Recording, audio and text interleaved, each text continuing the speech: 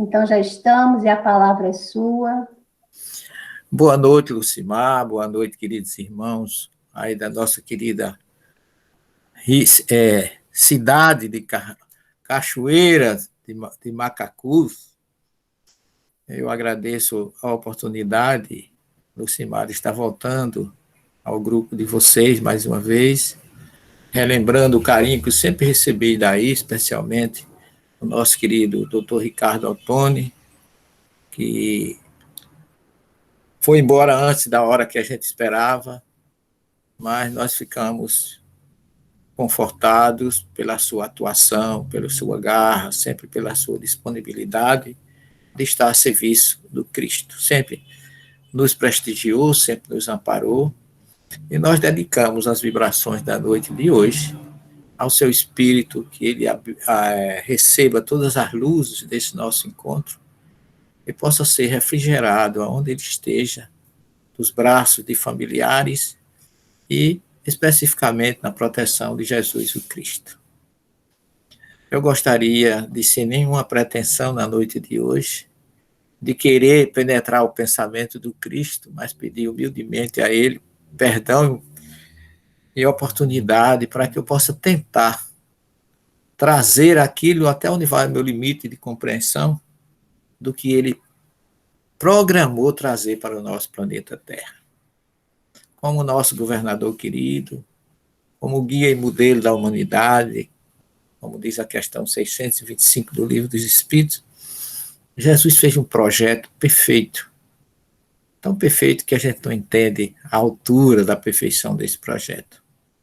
Mas até onde vai o nosso limite, é possível que a gente possa captar alguma coisa que sirva de proveito para a nossa mudança, para a nossa transformação, sobretudo porque nós precisamos descobrir o carinho, o amor, o cuidado que Jesus teve de preparar esse plano, esse projeto, para que a gente sintonizasse com a sua tarefa de trazer amor e libertação ao planeta Terra. A gente sabe que ele enviou muitas revelações.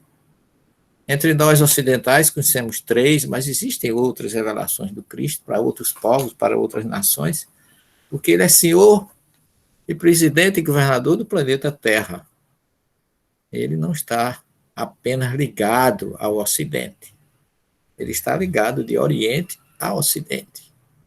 Mas especificamente, depois dele enviar a primeira revelação, quando ele veio preparar a segunda, eu entendo, na sua forma magnífica, de trabalhar em prol daqueles que aqui se encontravam na sua época, aqueles que foram mais ligados ao seu povo, à sua nacionalidade, à sua terra, à sua cidade, ele planejou algo especial para aquele momento, e que nós vamos tentar projetar alguma coisa dentro da hora que nos é permitida, para que a gente possa refletir um pouquinho acerca disso e a gente possa tentar entender em essência o que Jesus queria na sua conjectura, o seu projeto de amor.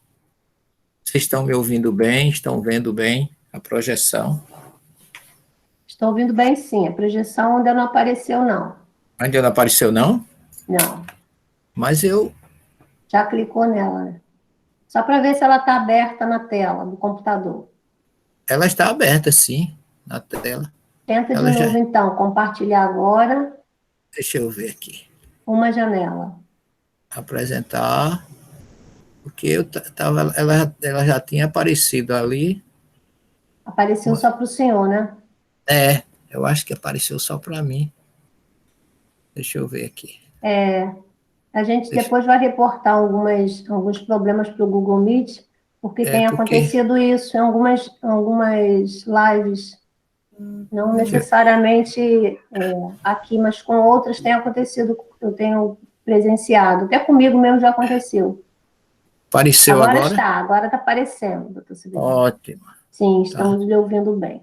Estão me vendo e estão me ouvindo, né? Agora eu tenho que... Deixa eu ver aqui. Eu tenho que trazer a imagem inteira. Ela está inteira, não? Não, tá não. É só ir lá e na apresentação do slide e aumentar. Mas eu estou vendo bem. É, para as pessoas pode estar um pouquinho pequeno, né? É porque eu tenho que apresentar ela no tamanho normal. Sim. Vai lá naquele. Isso, para Deixa eu ver apresentar em aqui. tela cheia. Deixa eu ver aqui. Para a apresentação, assim. Deixa eu ver o que, que eu consigo. Na Deixa eu hora que ver. botar para apresentar, é só botar na tela cheia já. Uhum.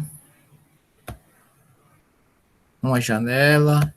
É porque essa tecnologia ela mexe muito com a gente. Mexe. E a cada hora eles inventam uma função nova. É, e não apresentou, não, não foi? Está Opa, apresentando, já está apresentando. Pelo deixa eu menos ver. para mim já está aparecendo.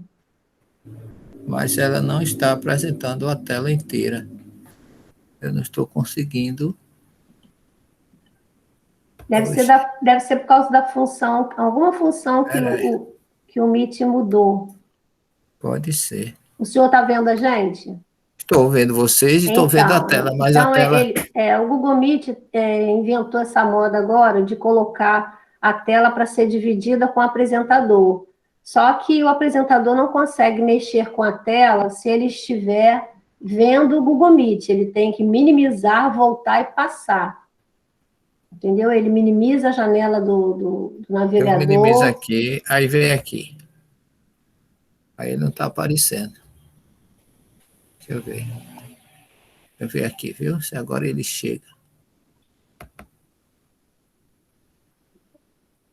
Apareceu a tela do seu computador. É nela que eu estou. Isso. Agora tenta abrir o apresentação. Isso. Ele não está podendo Não, apresentar. não vai poder apresentar, porque o senhor só pode apresentar se o PowerPoint já estiver aberto na tela. Você Mas tem que. ele está aberto, só que ele não. Ele está Ele não aberto? Não, ele não tá. está aberto, não, ele está fechado. Porque o senhor está apresentando só a tela do computador. O senhor tem que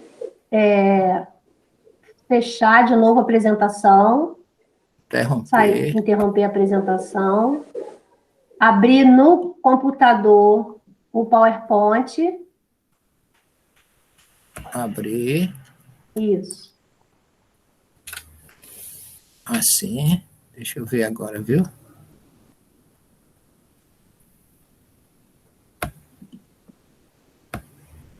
Eu não estou vendo nem vocês. Agora não está, né? Porque com certeza ele deu uma. Ele deve ter segurado a imagem na apresentação. Mas já saiu da apresentação? Agora ele saiu e vai voltar.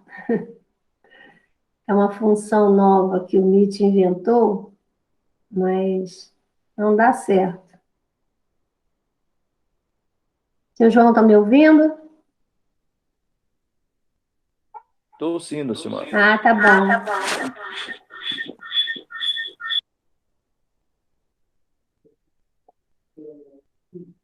Vamos aguardar ele voltar.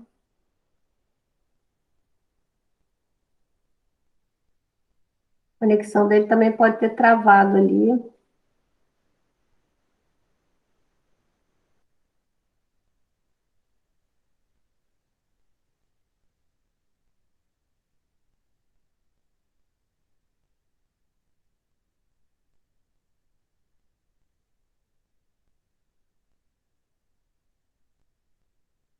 O Zoom é uma plataforma de videochamada melhor.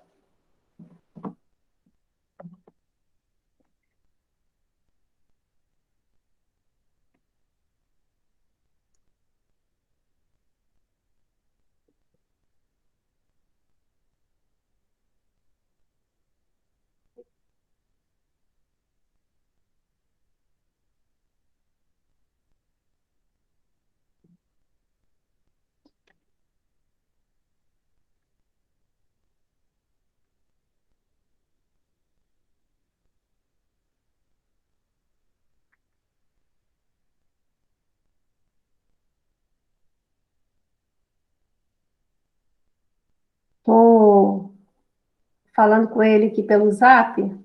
porque às vezes o Google Meet remove as pessoas da sala e elas não sabem que foram removidas. Isso aconteceu também uma vez com um palestrante nosso, o doutor José Henrique Rubim, e isso voltou. Seu microfone.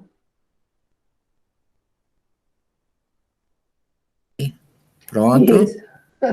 Agora vamos ver se a gente consegue. Vamos ver. Se a gente não conseguir, vai ser apresentação mesmo, né, doutor? É isso. Aqui eu não estou. Já está aberto na tela do computador, né? Tá. Então, vou Agora apresentar agora uma tela.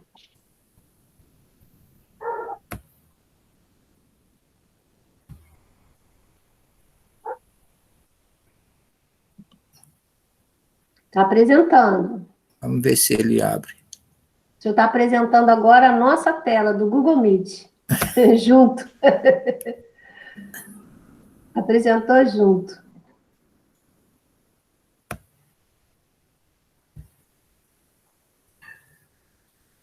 A tela do computador tem certeza que está aberta, do PowerPoint? Tá. Então, o senhor tem que selecionar só ela. Ela tem que aparecer na hora de compartilhar a tela. Se ela não aparecer, ela não está aberta. Ele está aberto aqui. Uma janela. Não está aparecendo, está aparecendo a janela de vocês.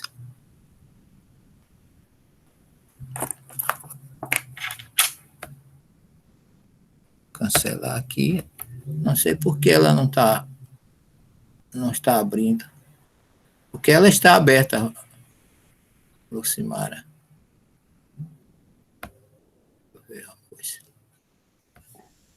Mas para a gente não está aparecendo, doutor. Então a gente vai na, como diz a história, na história mesmo, viu? Vai na história mesmo. Para a gente não perder mais tempo. É porque eu tenho um material muito bom para mostrar para vocês. Sei. Mas é uma pena, né? Porque o senhor... É porque agora até não dá, mas tá bom, então tá bom. Deixa eu ver uma coisa aqui, viu? Esse aqui é o OneDrive.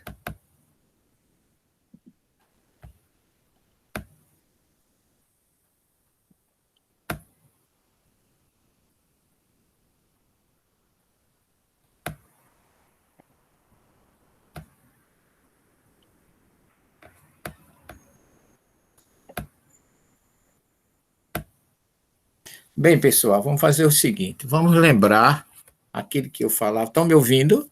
Estamos sim. Vamos lembrar aquele que eu falava, que Jesus chegou com as melhores das intenções para colocar para o seu povo, para o seu pessoal, um projeto que os fizesse entender o propósito dele entre nós. Então, inicialmente, Jesus teve a preocupação de realizar os seus primeiros momentos de encontros com o pessoal da terra onde ele se criou.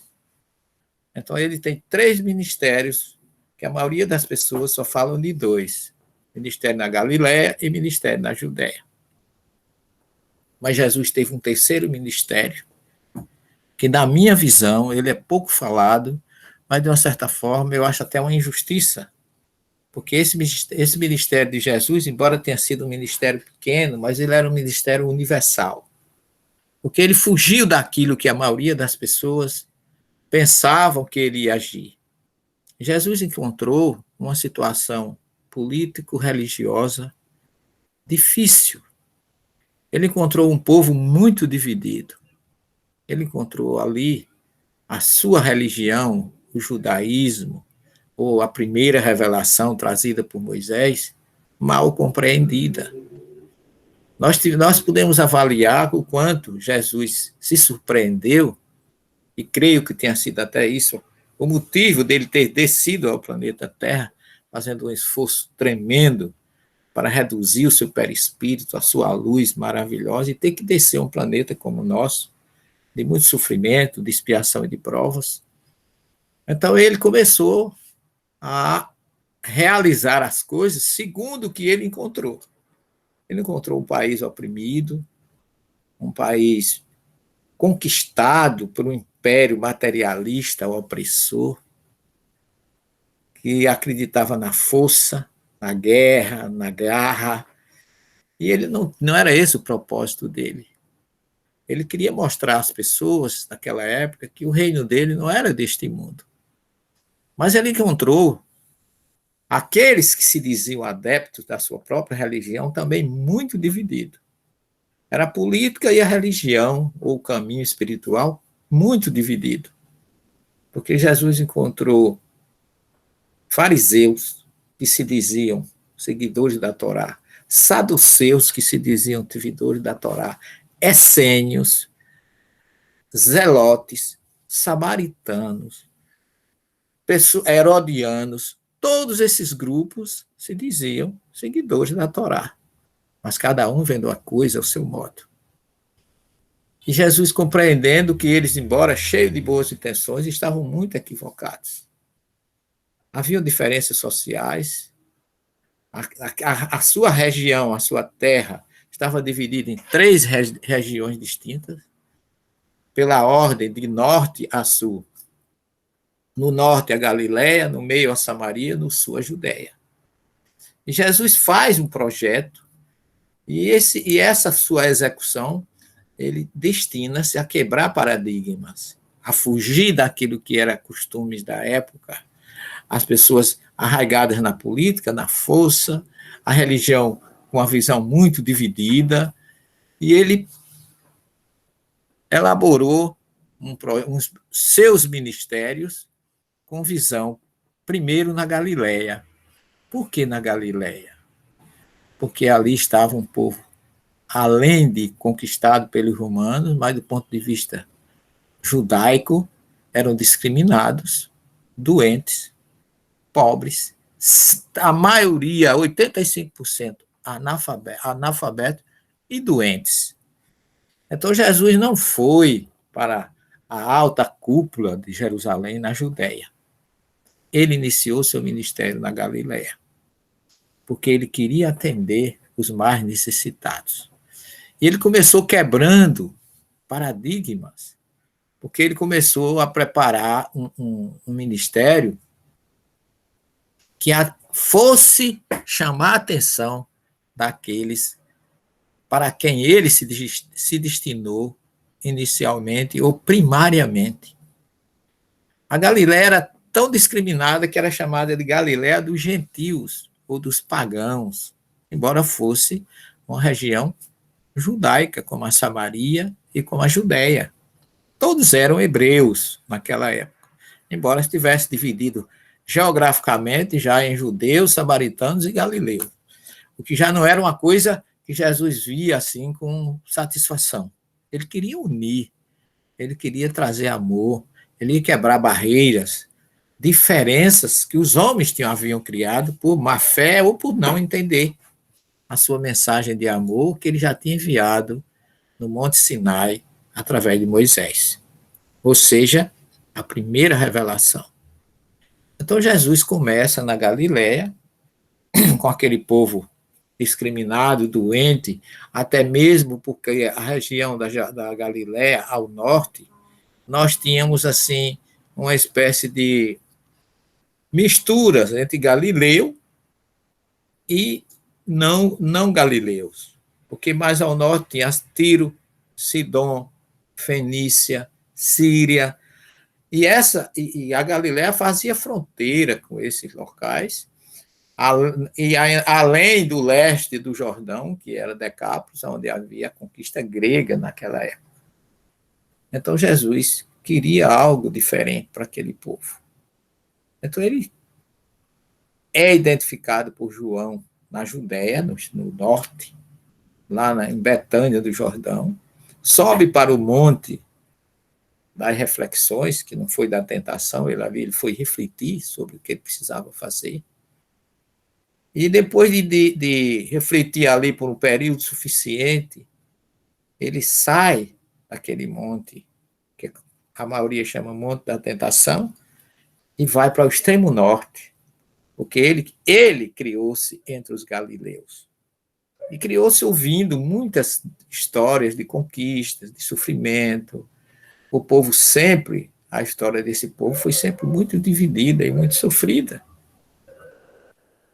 E ele começa curando, ensinando, amparando, porque ele começa o seu ministério em Cafarnaum, porque primariamente ele, cheio de boas intenções, ele vai a Nazaré, onde ele se criou com sua mãe e seu pai, e chega lá na sinagoga de Nazaré, ele não é recebido como deveria.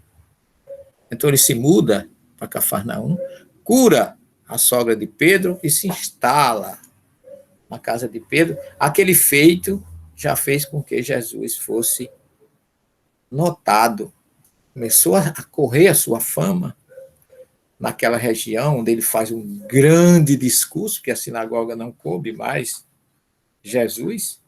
Era gente demais, cada cura que ele fazia, cada feito, cada condução de espírito que ele fazia, cada leproso que ele curava, cada paralítico que ele fazia andar, a fama dele crescia, e por causa dessa fama, aqueles seus companheiros de religião, ou seja, os judeus de então, ao invés de imitá-lo, de auxiliá-lo, começaram a se antagonizar a ele.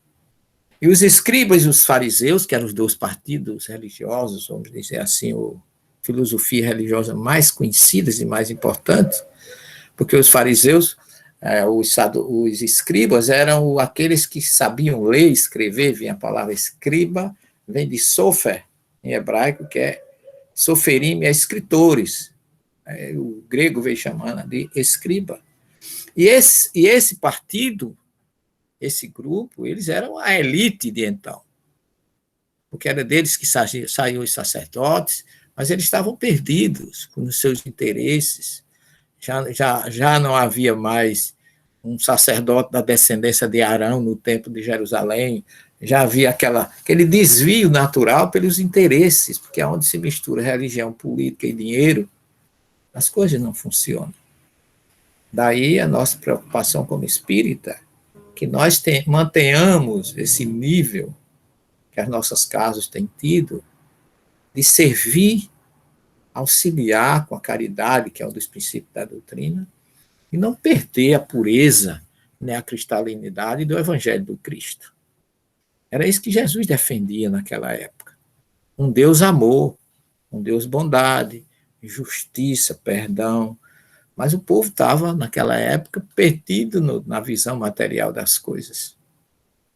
E Jesus não ficou simplesmente satisfeito em começar o seu ministério na Galileia. Ele foi mais além. Depois que ele se instalou, que ele começou a fazer o que fazia, multidões o seguia, como diz Mateus. As multidões o acompanhavam sedentas de saúde, de paz, de justiça. Por isso que no seu Sermão do Monte ele diz que aqueles que sofressem perseguição por amor da justiça, ou aqueles que tivessem fome e sede de justiça, não desistissem, fossem em frente. Porque eles teriam todas essas recompensas no reino dos céus, no reino espiritual, e não no reino material, que era um reino limitado, efêmero, como todo o seu poder, Roma acabou-se. Os romanos se acabaram, mostrando que as coisas materiais, elas não são realmente aquelas a quem devemos dar valor, além da nossa visão de que o material serve apenas como instrumento para a gente conquistar o espiritual. Por isso que Jesus diz, feliz aquele que não põe esperança no dinheiro. Mas Jesus planejou algo ainda muito mais surpreendente para aquela época, porque os grandes teólogos, os evangelistas e aqueles que procuram entender a mensagem de Jesus, colocam Jesus em dois ministérios, o ministério na Galileia e o ministério na Judéia. E esquece um ministério que eu chamo de universal, pela riqueza desse ministério de Jesus. que é o seu ministério na Samaria. Pouco se fala. Mas eu vou ver se eu me concentro um pouco, porque o ministério de Jesus na Judéia, vocês já conhecem muito, na Galiléia também. Talvez na Samaria vocês não tenham uma visão, que é essa visão que eu quero apresentar, que Jesus estava muito bem na sua tarefa da Galiléia, porque ele realizou todo o seu ministério na Galiléia durante 2 anos e 4 meses. E os últimos 8 meses foi em Jerusalém, ou seja, Judéia, Jericó, Betânia, Monte das Oliveiras, onde ele encerra a sua tarefa, o seu ministério de amor, já aonde ele não quis começar. Ele já deixou, se ele tivesse começado o que ele fez na Galiléia, na Judéia, ele não teria durado nem 1 ano. É tanto que o ministério dele na Judéia só durou 8 meses.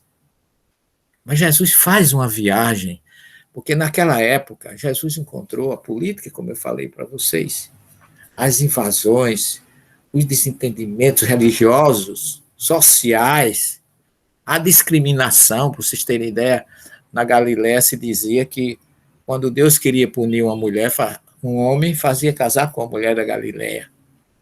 Tão desprestigiados eram os galileus. E o próprio Jesus, quando começa o seu ministério, depois que ele escolheu Simão, Pedro, André, Tiago e João, que ele começa o seu ministério, ele convida Filipe. E Filipe foi, assim, dos seus discípulos, um dos mais entusiasmados. E quando Filipe encontra Natanael ou Bartolomeu, ele diz assim: olha, Natanael, vem, nós encontramos o Messias. Porque Filipe era um dos mais otimistas dos discípulos de Jesus. Ele se apaixonou realmente pela a forma de Jesus ser, de agir. E quando ele vai naquele entusiasmo, Bartolomeu pergunta de onde ele é. Bartolomeu era de Caná. E Jesus, Filipe disse para ele, é de Nazaré, ali pertinho de Caná e Nazaré, é um pulo. A gente vai de transporte, é 10 minutos no máximo para chegar lá. E aí Natanael diz assim, tá, de onde já se viu dizer que de Nazaré saísse alguma coisa boa? E Jesus diz, está aí um judeu de verdade. Porque era a visão naquela época, era essa, não se valorizava a Galiléia. E por isso que Jesus começa na Galiléia. Ninguém gostava de publicano. Publicano era mal visto. Os zelotes até matavam nas multidões. Eles matavam os publicanos porque eles tinham ódio daqueles que obedeciam a Roma. Então, os zelotes, os publicanos, foram pessoas judias que deixaram de ser judeu para ir trabalhar para Roma, para cobrar imposto deles. Tinham ódio. Os zelotes que não obedeciam a ninguém, na sua visão ortodoxa, eles ficavam nas multidões, onde eles sabiam que tinha um publicano, eles apunhalavam, andavam com aquelas facas dentro da túnica, aquelas adagas curvas, e degolavam as pessoas, sangravam na multidão e saíam correndo e iam embora. Por isso que a parábola do fariseu e publicano tem tanta importância para a gente, porque um fariseu ia orar no templo, não estava fazendo mais do que sua obrigação, mas um publicano era muito mal visto. Ele não tinha direito nem de entrar em sinagoga, quanto mais de orar no templo. Por isso que as palavras de Jesus são tão sábias por causa disso. E Jesus chamou um publicano para seu grupo, que foi Mateus. Por aí vocês vejam que ele foi quebrando paradigma, mudando costumes, ignorando essas barreiras humanas tão frágeis que a gente sempre cria. Porque Jesus queria exatamente o que a doutrina espírita nos prega: perdão, amor, fraternidade, bondade. Então, Jesus, quando ele começa a se sobressair, diz Mateus que ele precisou fazer uma viagem à Judéia e tinha que passar pela Samaria. E Jesus aproveita essa sua passagem pela Samaria para realizar algo assim incomum. Porque Jesus encontrou um patriarcado onde os homens se constituíam ou se consideravam superiores às mulheres. A sua própria genealogia, Mateus coloca que Abraão gerou Isaac, Isaac gerou a Jacó, Jacó gerou a Judá. Não aparece nenhuma mulher, porque não era importante A mulher não gerava, só o homem. Então já havia uma diferença, uns dualismos desnecessários muito grandes. E Jesus, e quem saía da Galiléia para ir para Judéia, muitas vezes desviava o caminho, desciam pelo o Vale do Jordão, iam para Jericó e depois é que subiam para a Judéia, para Jerusalém, para não passar na Samaria. Veja que coisa cruel, não é? As pessoas desviarem por questão religiosa. Você vê o Evangelho de Mateus, capítulo 10, Mateus escreve lá que Jesus disse que quando eles fossem começar a sua missão, não fosse na cidade dos samaritanos. Havia. Por que essa recomendação do Cristo? É porque Jesus não queria que eles fossem evangelizar os samaritanos? Não, porque eles não estavam preparados para essa tarefa. Ele não tem condições de convencer um samaritano que ele era o Messias. E Jesus conseguiu isso de uma forma completamente diferente e atípica, porque ele sabia fazer isso. Havia uma rixa, uma queixa muito grande. A Samaria é uma cidade, é uma região bonita. O povo samaritano, que chama em hebraico Shomiron, é um povo ainda hoje, pessoal. Nós já visitamos com o nosso grupo a Samaria umas 4 vezes. E toda vez que eu chego ali, eu me emociono, porque a Samaria foi visitada por Abraão, por Jacó, os restos de José do Egito, que morreu lá no Egito, está na Samaria. O Vale do Siquém, ou Sicar, onde existe o poço de Jacó, nós visitamos para chegar ali, hoje, para chegar ali, com um grupo vindo de Israel, com um guia de Israel, não é tão fácil. As nossas irmãs, Márcia e Wanda, que coordenam e dirigem essas viagens, nós passamos, eu sei junto com ela, quantos anos a gente passou para ir ao Poço de Jacó. E nós já estivemos lá 2 vezes, mas não foi fácil chegar lá por a questão, ainda hoje, político-religiosa. 2000 anos depois. Porque a história da Samaria é uma história muito forte nesse sentido, pela questão político-religiosa, que ainda hoje prevalece naquela região. E o que é que Jesus faz? Jesus precisava ir à Judéia, e ele não fez desvios, ele não desceu pelo Vale do Jordão, ele passou dentro da Samaria. Foi direto para aquela região e foi ao Poço de Jacó.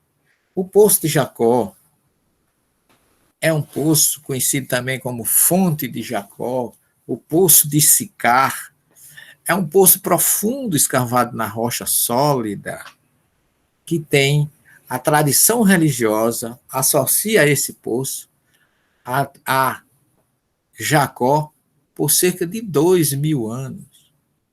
Ele está situado a uma curta distância do sítio arqueológico de Tel Balata, que é uma montanha que fica considerado como a Siquém bíblica, porque Abraão teve na Samaria, como eu já falei, Jacó teve na Samaria, Josué esteve na Samaria com esse povo, e Jesus vai a esse poço, e hoje esse poço se encontra dentro de um complexo, que para a gente chegar lá é um monastério ortodoxo, grego, que fica na atual cidade árabe de Nábulos, na Cisjordânia.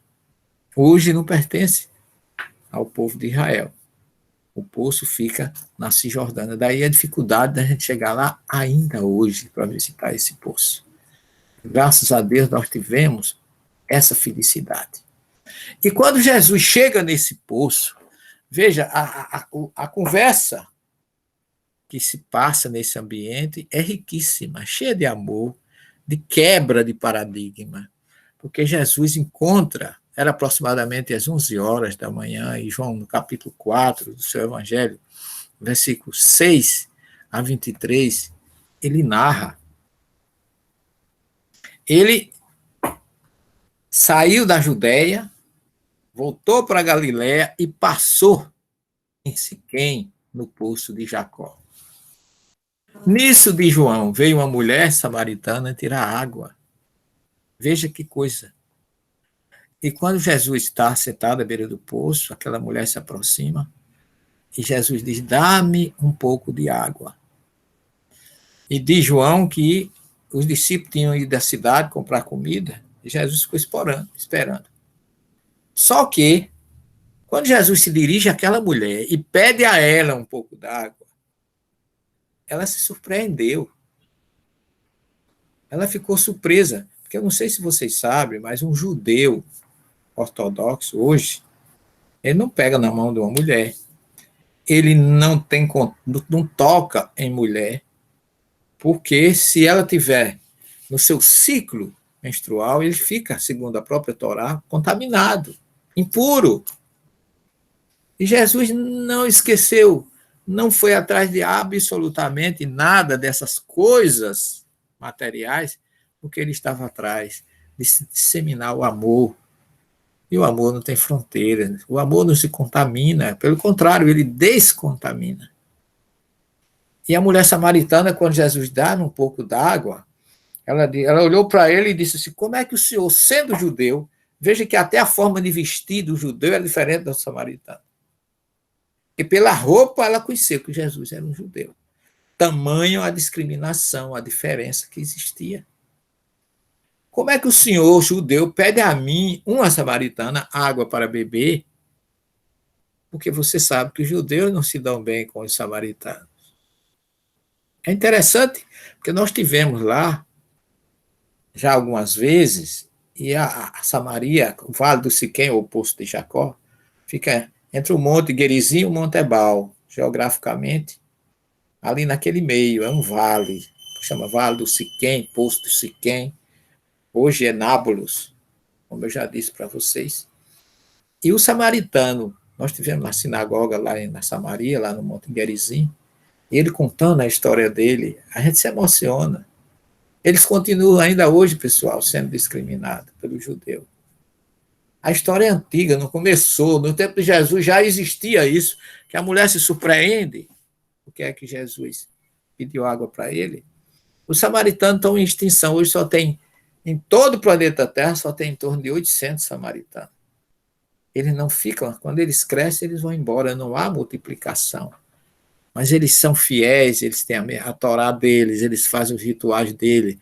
Eles vivem o mundo deles. Por isso que Jesus disse a ele que não fosse aos discípulos na terra do samaritano, que eles iam perder tempo e não conseguir conquistar nenhum samaritano, porque eles já têm o mundo deles formado desde aquela época. É uma história que eu vou ver se dá tempo da gente contar, não sei se vai dar, mas o diálogo de Jesus com essa mulher é muito interessante, porque quando ela diz isso, como é que o senhor, sendo samaritano, ou sendo judeu, pede água a uma mulher samaritana?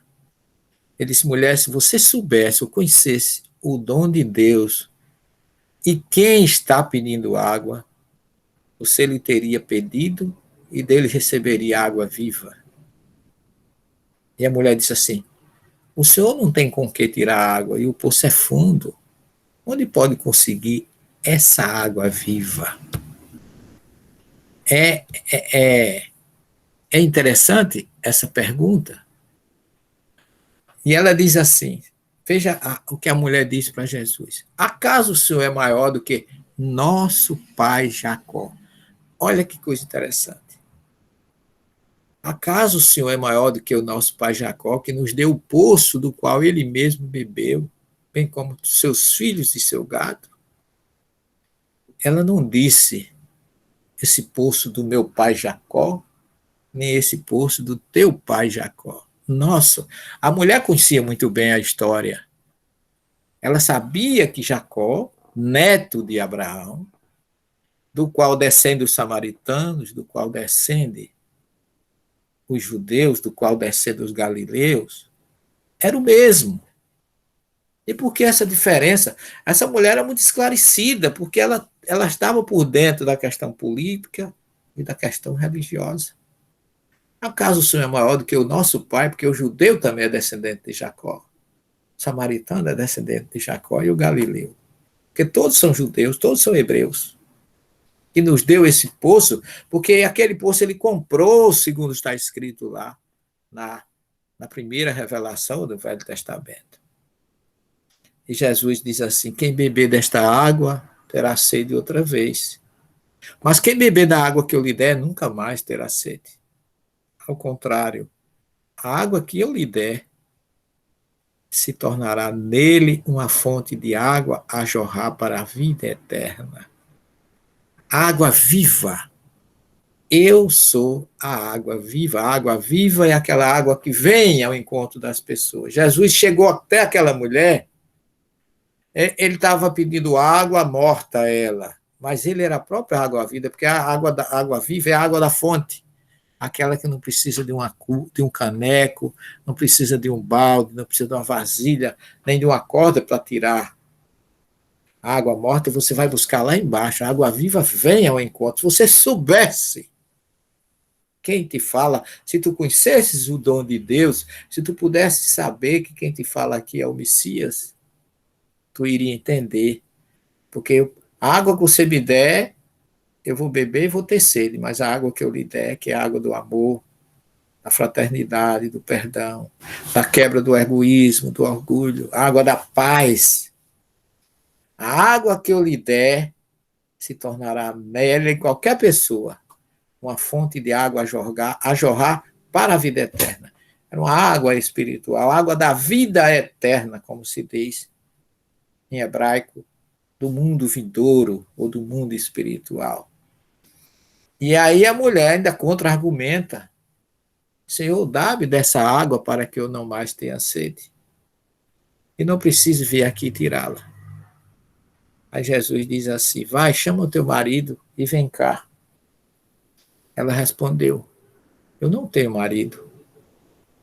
Disse Jesus: respondeste bem, não tenho marido, porque tu já tivesse 5 maridos, e o que agora tens não é teu marido.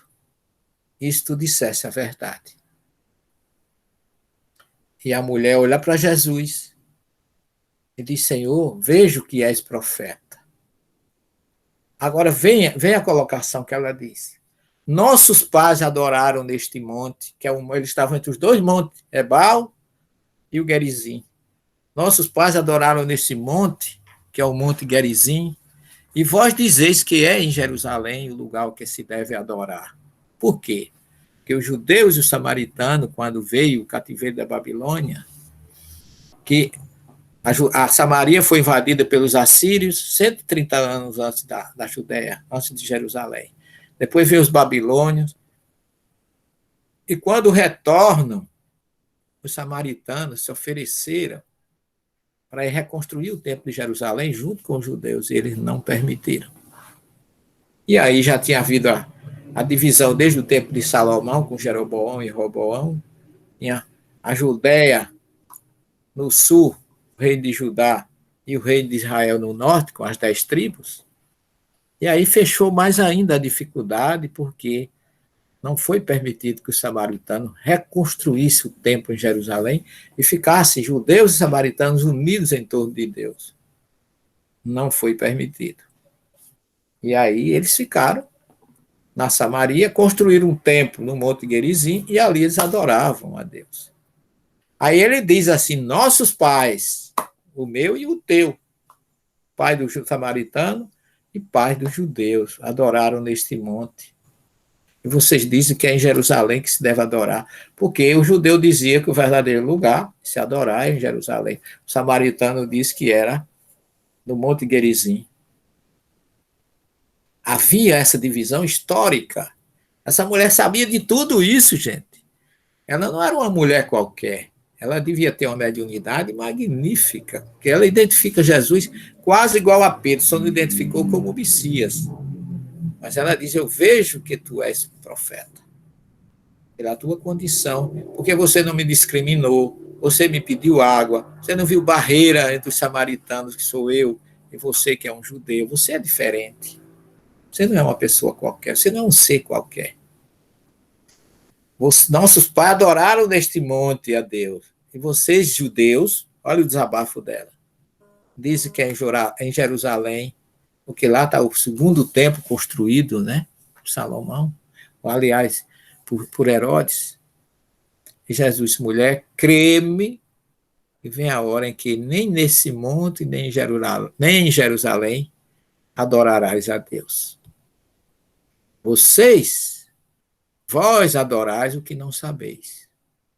Nós adoramos o que sabemos, porque a salvação vem dos judeus. Por quê? Porque ele era do judeu. Não é que o judeu fosse melhor. Vocês adoram, mas vocês não estão sabendo porque estão adorando, nem aqui, nem em Jerusalém. Nós adoramos o que sabemos, porque a salvação vem dos judeus.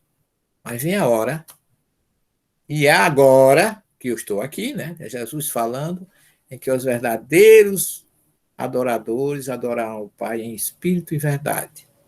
Que o Pai procura aqueles que assim o adorem. Deus é espírito, e ele tem que ser adorado em espírito e verdade. Eu acho esse diálogo magnífico. Isso é um diálogo, gente, de alguém que não discriminou aquela mulher, não viu diferença entre os samaritanos. Curou leproso, 10 leprosos na Samaria. Criou a mais bela parábola, que eu chamo parábola universal, ecumênica, que mostrou quem é verdadeiramente o próximo, que aquele é o necessitado. Jesus não fez diferença nenhuma. Ele quebrou com essa passagem, só com essa passagem na Samaria, ele formou um ministério. Ninguém fala, mas um ministério universal. Ele não ficou entre os galileus e só entre os judeus. Ele foi a Samaria encontrar uma mulher sem nenhum preconceito. E uma mulher diferente. Uma mulher que diz, o próprio João, que depois que Jesus se afastou dela, essa mulher saiu na Samaria pregando em todos os cantos que tinha conhecido o Messias, o profeta prenunciado pelos antigos médios do Velho Testamento. E dizem que todos aqueles que na Samaria seguiram Jesus foram incentivados por essa mulher. Então Jesus não só quebrou a barreira de não diferenciar ela porque era uma mulher, mas também mostrou que ele veio para todos, como ele prova no Evangelho de João. Eu vim para que todos tenham vidas, e que todos tenham vidas plenamente. Eu falo, quando eu falo desse episódio, desse encontro magnífico de um Jesus universal, que curou a filha da mulher cananeia, que também não era galileia, mas ficava ali ao norte, que vai a Samaria e dá uma lição de amor, de igualdade, de fraternidade, com uma mulher discriminada por muitos, como era pecadora, a adúltera e tantas outras que Jesus encontrou, e nunca teve preconceito com nenhuma. Nunca se julgou superior a ela, inclusive aquela que tinha um fluxo de sangue que poderia torná-lo impuro, mas nem o tornou, e ele ainda a curou, depois de 12 anos de sofrimento. Mostra que esse homem realmente é diferente. E que ele merece o nosso incondicional respeito, pelo seu amor, pelas suas atitudes, pela forma como ele implantou um ministério só com a sua passagem na Samaria, que marcou presença. Porque Jesus não fugiu à regra. Abraão foi a Samaria, Josué foi a Samaria, Jacó foi a Samaria, que comprou esse poço, onde ele encontrou a samaritana. José está enterrado ali na Samaria. Então Jesus não deixou de marcar presença por onde ele passou, porque ele disse que eu vim para que todos tenham vidas. E o meu sonho é um só pastor e um só rebanho, porque não se perderá nenhuma das ovelhas que o Pai me confiou. Eu vim para salvar aquilo que estava perdido. Justificou aos escribas e fariseus, na sua indiferença pela passagem dele, que os bons não precisam de médico, nem os perfeitos precisam de espiritualidade. Quem precisa de espiritualidade é aquele que se desviou do caminho. Aqueles que já estão na sintonia não precisam mais de auxílio nem de ajuda.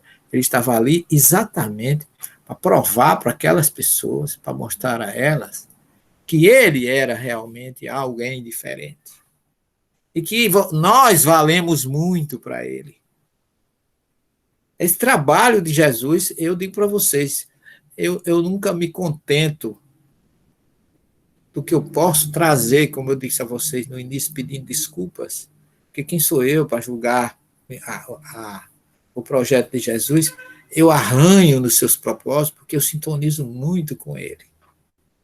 Que eu não posso dizer que amo Jesus, porque eu sou muito ainda falta muito para eu amá-lo, porque eu posso dizer do fundo do meu coração que eu sou apaixonado por ele. Eu tenho paixão pelo que ele fez, tenho paixão pelo seu legado, tenho paixão pelo seu evangelho, pelas suas revelações.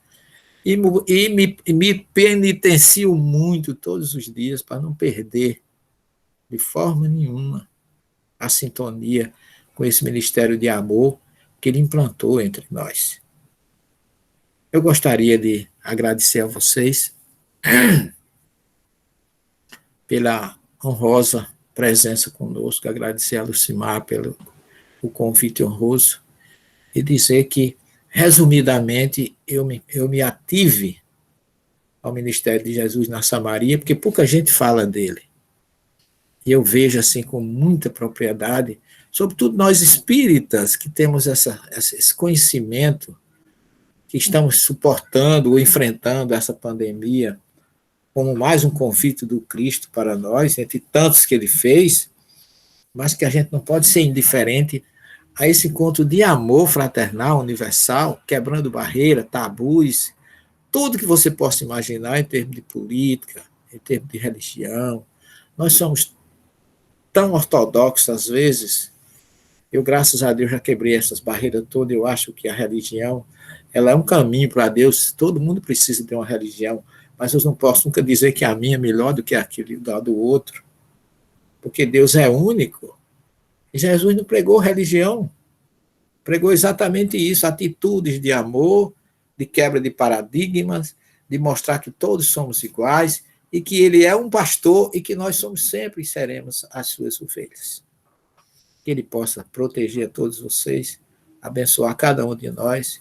Desejo a todos um final de semana cheio de luz, cheio de paz, e que ele habite os nossos corações e as nossas mentes, hoje e sempre. Que assim seja. Que assim seja. Que assim seja. Que assim seja. Maravilha, doutor Santos. A gente viaja até Galiléia, Samaria. Você consegue trazer Jesus bem juntinho de nós. Esse jeitinho pernambucano. Muito obrigada, gratidão. Eu pediria, então, se você pudesse fazer para a gente.